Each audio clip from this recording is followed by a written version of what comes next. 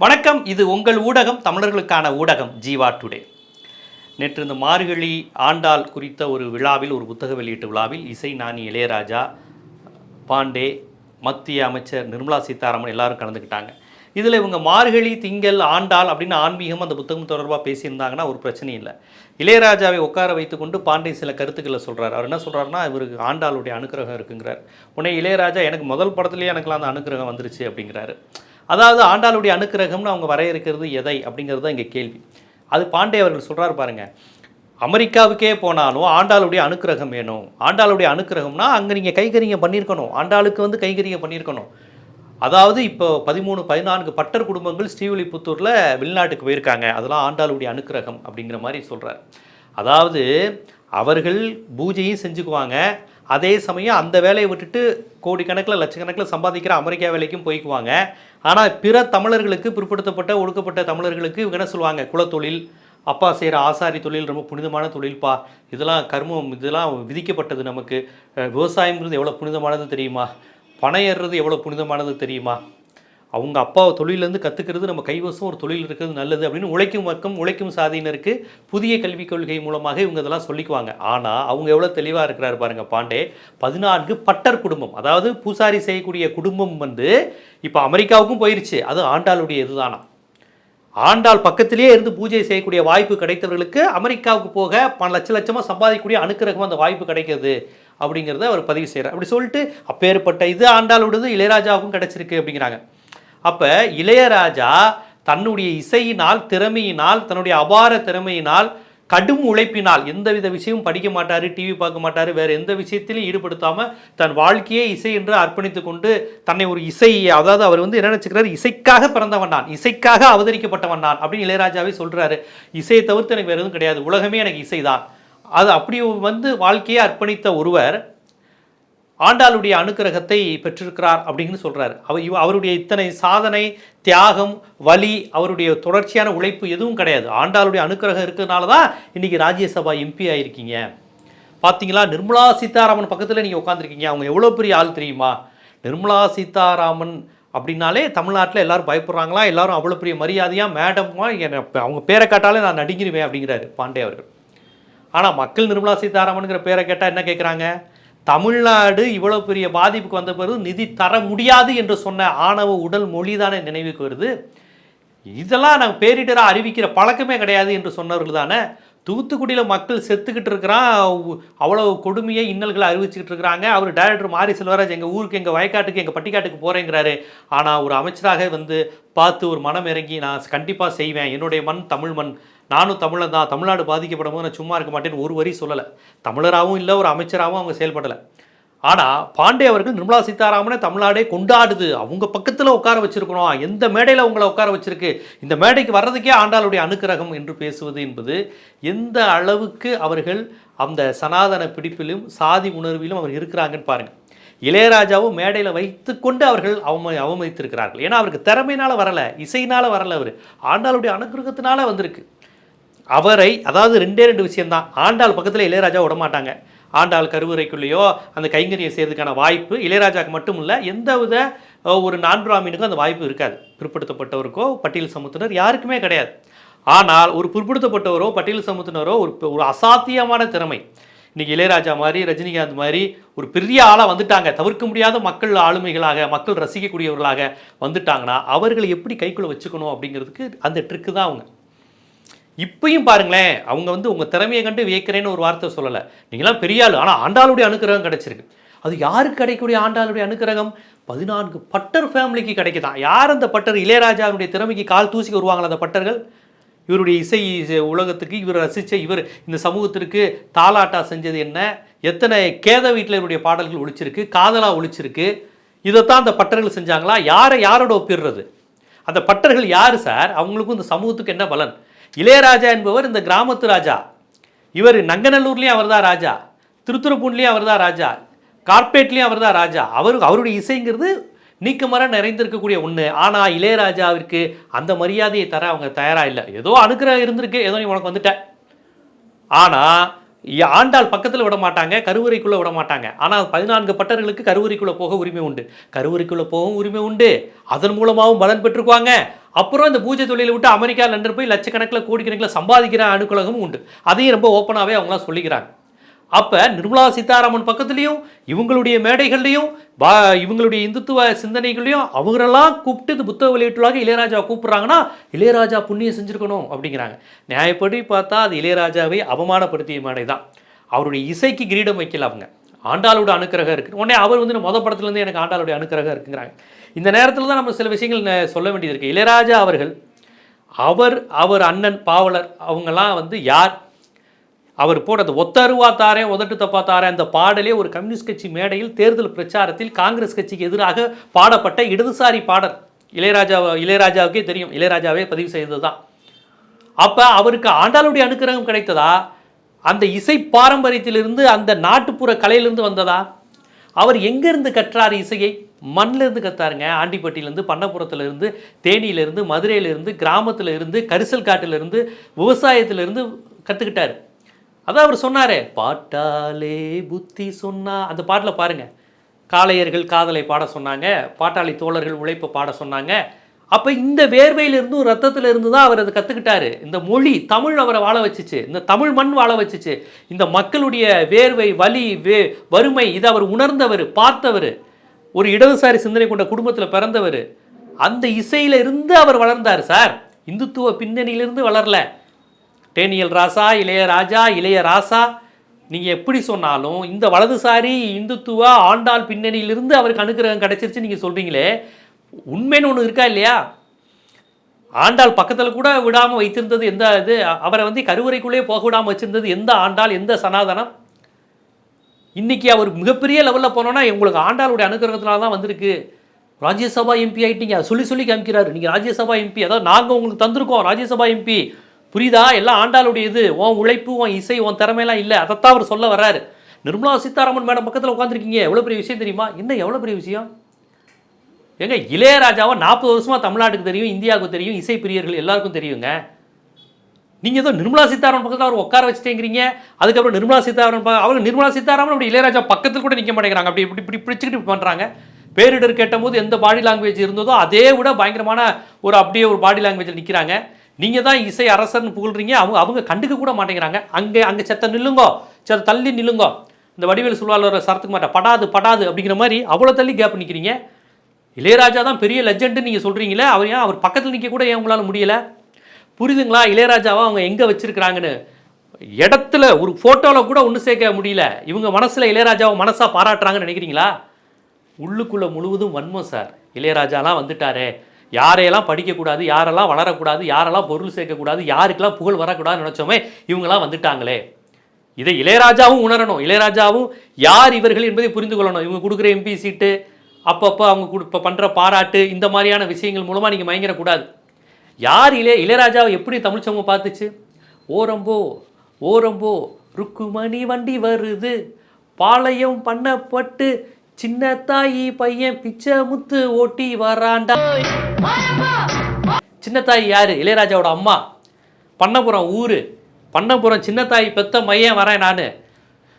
ஓரம்போ விடுங்க. 1977, 78களில் இளையராஜா வரேன், நானும் வரேன், உங்கள் ஆதிக்கத்தில் நீங்கள் மட்டுமே இருந்த இடத்துல பண்ணபுரத்துலேருந்து கிளம்பி நான் ஒருத்தர் வரேன்ப்பா, ஒரு எளியவன் வரேன்ப்பா, இசையை மட்டும் ஆயுதமாக கொண்டு வரேன்ப்பா, மக்களுடைய உணர்வுகளை மட்டும் சம்பாதித்து வரேன்ப்பா, ஓரம்போ அப்படி அந்த பாட்டோட வரிகள் கேட்டிங்கன்னா அதுதான்.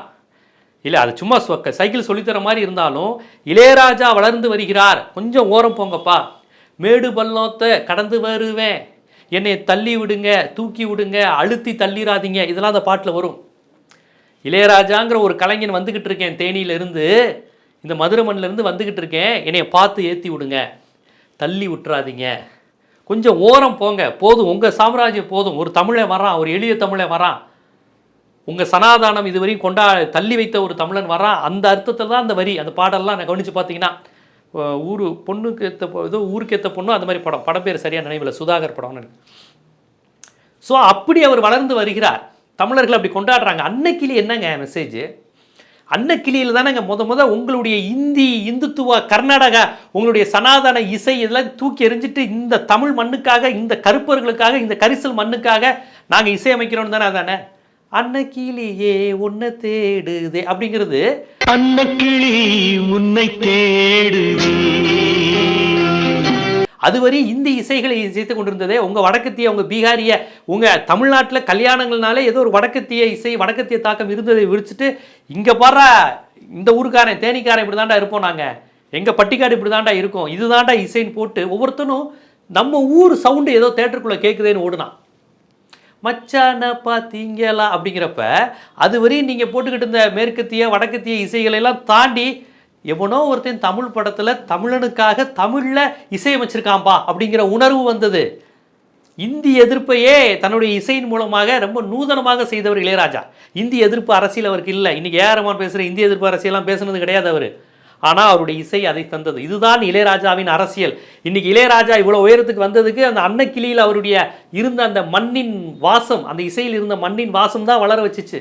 இன்னைக்கு பாண்டைகள் ரொம்ப அப்படி தொக்கா வந்து உட்கார வச்சுட்டு இளையராஜாவை பார்த்தீங்களா எங்கள் ஆண்டாளுடைய அனுக்கிரகம் இல்லைன்னா நீ எல்லாம் வந்திருக்க முடியாதுங்கிற மாதிரி பேசணும்னா அவர் அப்படியே உட்காந்துருக்காரு. பேசுங்க பேசுங்க கேட்டுதானே ஆகணும். அப்படி ஒரு சூழ்நிலை கடைசியில் எந்திரிச்சு குரூப் ஃபோட்டோவில் கூட நிர்மலா சீதாராமன் பக்கத்தில் கூட இருக்க முடியல. அப்படியே ஒரு கேப்பு. மேடையில் வச்சே அசிங்கம் இல்லை இல்லையா? மேடையில் வைத்தே நடந்த அசிங்கம் இல்லையா? பாண்டே அவர்கள் கிட்டத்தட்ட கேவலப்படுத்தியிருக்கிறாங்க. இளையராஜாவினுடைய உண்மையான இதை என்ன சொல்லியிருக்கணும்? பாவலர் வரதராஜன் யார், அவங்க குடும்ப பின்னணி என்ன, இவருக்கு இவ்வளவு வளர்த்து விட்டது எது, இளையராஜாவை ஏன் மக்கள் கொண்டாடுகிறார்கள், உங்களுடைய இந்துத்துவ சனாதன வைதிக அந்த சப்தங்களிலிருந்து அவர் விலகி இருந்தார். யாருக்கும் புரியாத மொழியில் நீங்க மட்டும் ரசிக்கிற கர்நாடக மொழியிலிருந்து விலகி இருந்தார். சிந்து பைரவி படமே அதானே, பாடறியே படிப்பறியேங்கிறது தானே, மக்களுக்கான மொழியில் மக்கள் இசையை தரணுங்கிறது தானே சிந்து பைரவி பாட்டே சொல்லியிருப்பார்ல. அந்த சுஹாசினி சிவகுமாருக்கு பதில் பாடுற பாட்டே அதானே, எங்கள் இசை பாமரர்களுக்கு புரியாமல் நீ என்ன இசை மேதை, என்னுடைய இசைங்கிறது மக்களுக்கு புரியாமல் மக்கள் ரசிக்காமல் நான் என்ன இசை மேதை அப்படிங்கிறது தானே சிந்து பைரவி. அதுதானே இளையராஜா. இப்படித்தான் இளையராஜா கிராமங்களில் போய் சேருகிறார், பட்டி தொட்டிக்கு போய் சேருகிறார், பணக்காரர்கள்ட்ட போய் சேர்றாரு, ஏழைகள்கிட்ட போய் சேர்றாரு, இளைஞர்கள்ட்ட போய் சேர்றார், காதலர்கள்ட்ட போய் சேருகிறார். இப்படியெல்லாம் அவர் இசை அமைத்து ஒவ்வொரு உணர்வுகளையும் செதுக்கி செதுக்கி இசை அமைச்சு வச்சா நீங்கள் வந்துக்கிட்டு ஒரு எம்பி பதவி, ராஜ்யசபா எம்பி பதவி கொடுத்துட்டு இளையராஜா எங்காலு கடவுளுடைய அனுக்கிரகம் ஆண்டாளுடைய அனுக்கிரகம். அவர் பண்ணப்புறத்தில் இருந்தப்போ ஏன்பா ஆண்டாள் அனுக்கிரகம் புரியல அவருக்கு? அந்த 14 பட்டர்கள் திறமை இருக்கோ இல்லையோ அவங்களுக்கு எல்லா அனுக்கிரகமும் கிடைச்சி அவர் அமெரிக்காவுக்கும் இங்கிலாந்துக்கும் ஆண்டாள் அனுப்பிட்டாங்க அப்படிங்கிறீங்களே. உங்களுடைய ஆண்டாள் கோவிலுக்குள்ளே கூட ஏன் அவர் விடுறதில்ல, கருவறைக்குள்ளே ஏன் விடுறதில்ல? கருவறைக்குள்ளே அவர் அனுமதிக்க மாட்டீங்க. அவர் 80-82 வயசில் அந்த மனுஷன் 45 வருஷமாக கஷ்டப்பட்டு உழைச்சி சம்பாதிச்சு பெரிய லெவலில் மக்களுடைய இதயங்களை கொள்ளையடித்தவுடனே இவர் எங்காலு தான். இதுதான் தன்மையப்படுத்துறது. அவர்களுக்கு உண்மையில் தமிழர்களை அவர்கள் தூக்கி விட மாட்டாங்க. தமிழர்களை, தமிழ் மொழி என்பது அவர்களுக்கு அந்நியம் தான், எதிர்நிலை தான். அவங்க சமஸ்கிருதம், இந்தி, இந்துத்துவம் இந்த கான்செப்ட் தான். ஆனால் யாராவது ஒருத்தர் அந்த தமிழர் கூட்டத்தில் இருந்து ஒருத்தன் தப்பி தவறி நல்லா அவனா முன்னேறி கையை வச்சு வந்துட்டானா அவனை நம்மால போட்டுருது. இனிவே நம்மால் தான், உனக்கு கடவுளோட அனுகிரகம் அப்பா எவ்வளவு இருக்கு, எங்களுக்கு கூட கிடைக்கலங்க, அவருக்கு கூட கிடைக்காது. எவ்வளோ பெரிய தாழ்மையான ஸ்டேட்மெண்ட் பார்த்தீங்களா? அவங்களுக்கே கிடைக்காது, ஆனால் இளையராஜாவுக்கு கிடைச்சிருக்கு. அதனால் இந்த ரீடிங் பிட்வீன் த லைன்ஸுன்னு இந்த வார்த்தைகளுக்கு பின்னால் உள்ள அரசியலை தயவுசெய்து தெரிஞ்சுக்கோங்க. புகழ்கிற மாதிரியே இருக்கும், பாராட்டுற மாதிரியே இருக்கும், ஆனால் முழுக்க முழுக்க நம்ம தமிழ் இனத்தை ஒரு சாதியால் ஒடுக்கின்றவர்களை பார்த்து உங்களுக்கெல்லாம் அப்படிங்கிற அந்த டோனுடைய அழைப்பு தான். ஏன்னா இன்றைக்கி இந்தியாவில் ஃபேமஸ் நிர்மலா சீதாராமனோட இளையராஜா தான். ஆனால் அந்த மேடைக்கு உங்களை வர வச்சிருக்கு பார்த்தீங்களா அப்படிங்கிற மாதிரி தான் மீண்டும் மீண்டும் பேசுகிறார். இளையராஜாவை ஒரு புகழ்ந்து பேசும்போது நிர்மலா சீதாராமன் முகத்துக்கு போங்க ஒரு இதுவும் இல்லை, ஒரு இடத்துல கூட ஆமாம் இவர் ஒரு லெஜெண்டுங்கிற மாதிரி அக்செப்ட் பண்ணுற முகமே இல்லை. அப்படியே சரி சரி ஏதோ அப்படிங்கிற மாதிரி உட்காந்துருக்காங்க. இவர் வலிகிறாரு, கொலைகிறாரு. ஏன்னா சென்ட்ரல் மினிஸ்டர் இல்லையா, அவருக்கு அவங்கள பார்த்த உடனே அப்படியே இந்த அதிகாரத்தை பார்த்த உடனே அந்த அதிகாரிகள் அப்படியே குலைந்து பேசுவார்களே, அது மாதிரி அவர் பேசுகிறார். இளையராஜா என்ன நடக்குதுன்னு பார்ப்போம், ஏதோ புகழ்கிறாங்க, ஒரு லிமிட்டுக்கு மேலே புகழ்கிற மாதிரி இருக்குது, ஆனால் எதுவுமே உண்மை இல்லைன்னு அவருக்கு தெரியும். மனசாக அவங்களாம் பேசலை, அவங்கள பயன்படுத்திக்குவாங்கங்கிறது அவருக்கும் தெரியும் அவருடைய அனுபவத்தில். ஏன்னா இப்போ எம்பிலாம் ஆயிருக்காங்க, இவங்க என்னெல்லாம் பண்ணிக்கிட்டு இருக்காங்கன்னு அவருக்கும் தெரியும். ஆக பாமரர்களுக்கான இசையை, எளியவர்களுக்கான இசையை இசையமைத்தது, பாவலர் வரதராஜன் இடதுசாரி குரலை பதிவு செய்தது, அதை இசையாக உள்ளே வாங்கியது. இப்படியாகத்தான் இளையராஜாவின் இசை என்பது தமிழர்களுக்காக, ஒடுக்கப்பட்டவர்களுக்காக, எளியவர்களுக்காக அவரே அறியாமல் அவரது இசை பேசியது என்பதுதான் உண்மை. ஏன்னா அவர் பேசுனதில்லை. கேட்பீங்க, அப்போ இளையராஜா இந்திக்கு எதிராக என்ன பேசினார், இந்துத்துவத்துக்கு எதிராக என்ன பேசினார்? அவர் பேசவே இல்லை. இப்போ வரையும் பேசலை. அவர் இப்போ வரையும் அந்த மேடையில் போய் தான் உட்காந்துக்கிட்டு இருக்கார். ஆனால் அந்த இசை ஒரு ரோல் பண்ணுச்சு. அன்னக்கிளி அந்த பாட்டு இந்தி எதிர்ப்பு பேசிச்சு. இதெல்லாம் பாண்டே பேசுவாரா? இதுதாங்க இளையராஜாவோட அடையாளம். அதுதாங்க தமிழ்நாட்டுக்கான இளையராஜாவை கொண்டாடுறான். அன்னக்கிளி இளையராஜாவை கொண்டாடுறான். பாடறியே பறிப்பறியே அப்படின்னாரு பாருங்க. அதை பாடுன இளையராஜாவை தான் கொண்டாடினான். அந்த இளையராஜாவை தான் அவன் கொண்டாடினான். நீங்கள் உடனே அவர் அப்படியே ஒரு ஆண்டாளுடைய கிருபையில் தான் அவர் வந்துட்டாருன்னு சொல்கிறதும், அவரும் ஒரு ஆன்மீக அடிப்பில் இளையராஜா அதை ஏற்றுக்கிறது இயல்பு. ஆனால் இளையராஜா அவருடைய உழைப்பையும் இசை அறிவையும் திறமையும் மறைத்து விட்டு ஏதோ ஒரு இந்துத்துவமும் சனாதனமும் வைதிகமும் சேர்ந்து நாங்களாம் இருக்கிறதுனால இளையராஜாவை கொண்டாடுறோம், இளையராஜாவுக்கு அந்த கிடைத்தது என்றால் இந்த கேள்வியை மீண்டும் மீண்டும் கேட்போம். ஏன் இளையராஜாவின் உறவினர்கள், ஏன் இளையராஜா உட்பட நீங்கள் கோயிலுக்குள்ளே விட மாட்டேங்கிறீங்க, கருவறைக்குள்ளே விட மாட்டேங்கிறீங்க? அந்த ஆண்டாளுக்கு கைகரியம் செய்யக்கூடிய பாக்கியத்தை 15 பட்டர்களுக்கு கொடுத்தவங்க, பட்டரை விட பல மடங்கு பிரபலமாகவும் புகழ் பெற்றவராகவும் அறிவுடையவராகவும் திறமையுடையவராகவும் இருக்கக்கூடிய ஒரு இசை சக்கரவர்த்தி இளையராஜாவுக்கு அந்த தகுதியே வரல. அந்த 14 பட்டர் குடும்பங்களுக்கு கிடைச்சிருக்குங்கிறீங்களே, ஏன் இளையராஜா கிடைக்கல? கருவறைக்குள்ள விடக்கூடாதுன்னு ஏன் நினைக்கிறீங்க? இவரை போன்ற அந்த பண்ணப்புறம் சின்னத்தாயி மயம் பிச்சைமுத்து ஓடி வரான்னு அவர் பாடினாரே, எத்தனை சின்னத்தாயிகளையும் சின்னத்தாயி பையங்களையும் நீங்கள் கோயிலுக்குள்ளே விட்டுருக்கீங்க? அவர்களே அலங்கார பொம்மையாக அப்பப்போ அடையாளத்துக்கு கணக்கு காமிச்சு அரசியல் செய்வீர்களே ஒழிய அவர்களுக்கான அங்கீகாரம் சுயமரியாதை என்பதை ஒருபோதும் நீங்கள் ஏற்க மாட்டீங்க. ஏனால் அவர்களுடைய சுயமரியாதை இழப்பில் தான் உங்களுக்கான சர்வைவல் இருக்குது. இவர்கள் சுயமரியாதை உணர்வுடன் வந்துவிடக்கூடாது. இவர்களும் நாமளும் சமம் கிடையாது. என்னதான் இருந்தாலும் பட்டருக்கு கீழே தான் இளையராஜா. அதைத்தான் அவர் நீங்கள் அந்த மேடையில் அவர் பதிவு செய்கிறார். 14 பட்டர்கள் அப்படி 14 பட்டர்கள் கைகரியத்தில் அப்படியே இளையராஜாவையும் கைகரியத்தை செய்ய விட வேண்டியதானே ஆண்டாளை தொட்டு. அதெல்லாம் பண்ண விட மாட்டாங்க. ஆகவே இவர்கள் ரொம்ப தெளிவானவர்கள். ஒரு முறை மறைந்த முதலமைச்சர் கலைஞர் அவர்களை பற்றி பேசும்போது, கலைஞருக்கு எப்படி இவ்வளோ பெரிய அறிவு வந்துச்சு, 5 முறை நாட்டு ஆளக்கூடிய வாய்ப்பு வந்துச்சு தெரியுமா? ஏன்னா கோவிலில் அவர்கள் அவங்க பாரம்பரியம் கோவிலில் வேலை செஞ்சவங்க அப்படின்னார். எவ்வளவு மோசமான வார்த்தை, எவ்வளவு மோசமான வார்த்தை! கலைஞருடைய அரசியல் அறிவு, வரலாற்று பார்வை, இந்திய அளவில் அவருக்கு இருக்கக்கூடிய நுட்பமான ஆய்வு மனப்பான்மை, இதெல்லாம் எதுவுமே தேவையில்லையா? அவங்க குடும்பம் காலகாலமாக கோவிலில் வேலை பார்த்ததுனால தான் அந்த அனுக்கிரகம் பெற்று கலைஞர் முதலமைச்சராக இருந்தாராம். அவருக்கு இருக்கக்கூடிய திராவிட இயக்க உணர்வு, இடதுசாரி பார்வை, அவர் எழுதிய எழுத்துக்கள், இலக்கியம், அரசியல் கணக்குகள், தேர்தல் கூட்டணி, இந்த அறிவெல்லாம் அவரை ஒன்றும் இல்லையா? அதெல்லாம் ஒன்றும் கிடையாதான். அந்த கூட்டணி அந்த இதுதான் அவர் முதலமைச்சர் ஆக்குச்சுன்னு. அப்போ ஒருவர் வெற்றி பெற்றால் உடனே இவர் எங்கள் ஆளு தான், எங்கள் ஆளுன்னு சொல்ல மாட்டாங்க, எங்கள் மூலமாக தான் வந்தாங்க, எங்கள் கடவுள் மூலமாக தான் வந்தாங்க அப்படிங்கிறது. அதன் மூலமாக அவர்களுடைய உண்மையான புகழை, வெளிச்சத்தை மறைப்பது தான் இவர்கள் இருட்டடிப்பு செய்வதுதான் அவருடைய வேலை. இதை புரிஞ்சுக்கணும். இது என்ன தமிழ்நாட்டு மக்கள் புரிஞ்சுக்கிறாங்க, இளையராஜாவை தான் புரிஞ்சுக்கணுங்கிறது தான் ரொம்ப முக்கியமான ஒரு விஷயமா இந்த இடத்துல நம்ம கவனிக்கணும். இது போன்ற பல்வேறு அரசியல் நிகழ்வுகள், சினிமா தகவல்கள், பொருளாதாரம் குறித்து பல்வேறு வரலாற்று நிகழ்வுகள் குறித்து தொடர்ச்சியாக உங்களை செய்திகள் வந்துக்கிட்டே இருக்கணும்னா நம்ம ஜீவா டுடே சேனலை சப்ஸ்கிரைப் பண்ணுங்கள், ஆதரவு தாங்க. நன்றி.